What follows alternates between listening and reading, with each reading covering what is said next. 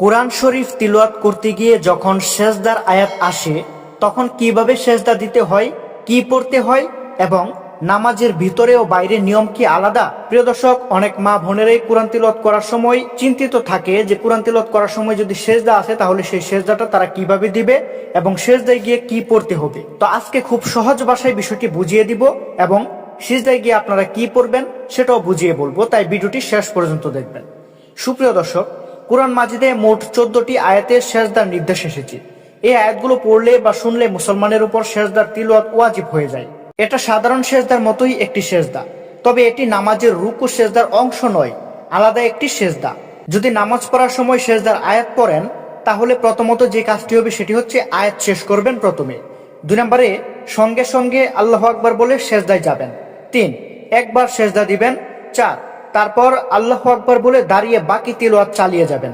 অতিরিক্ত তাশাহুদ পড়তে হবে না। যদি কোরআন তিলাওয়াত করতে করতে সেজদার আয়াত আসে তাহলে কি করবেন? তাহলে আপনার যেটি করতে হবে সেটি হচ্ছে প্রথমত আপনার ওযু থাকতে হবে, তারপর কিবলামুখী হতে হবে, দাঁড়িয়ে আল্লাহু আকবার বলে সেজদায় যাবেন, একবার সেজদা করবেন, তারপর আল্লাহু আকবার বলে উঠে দাঁড়াবেন।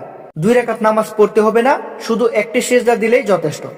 তো এখন অনেকে জানতে চায় যে সেজদায় গিয়ে কি পড়তে হবে। তো সেক্ষেত্রে বলা যায়, দেখুন, আপনারা তখন সাধারণ সেজদার মতোই পড়তে পারবেন, সুবহানা রাব্বিয়াল আলা, সুবহানা রাব্বিয়াল আলা, সুবহানা রাব্বিয়াল আলা।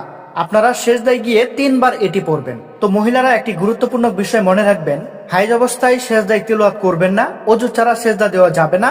যে ব্যক্তি কোরআন তিলাওয়াত করছে আপনি যদি তার পাশে বসে থাকেন তাহলে সে যদি তখন সেজদার আয়াত পড়ে তাহলে আপনার উপরও সেজদা দেওয়া ওয়াজিব হয়ে যায়।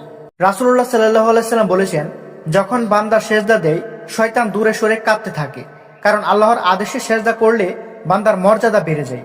তো প্রিয় ভাই ও বোনেরা, আজ থেকে কোরআন তিলাওয়াত করার সময় সেজদার আয়াত এলে অবহেলা করবেন না, এটি আল্লাহর সামনে বিনয়ের প্রকাশ। প্রিয় দর্শক, ভিডিওটি ভালো লাগলে লাইক দিন, শেয়ার করুন আর ইসলামিক জ্ঞান ছড়িয়ে দিন।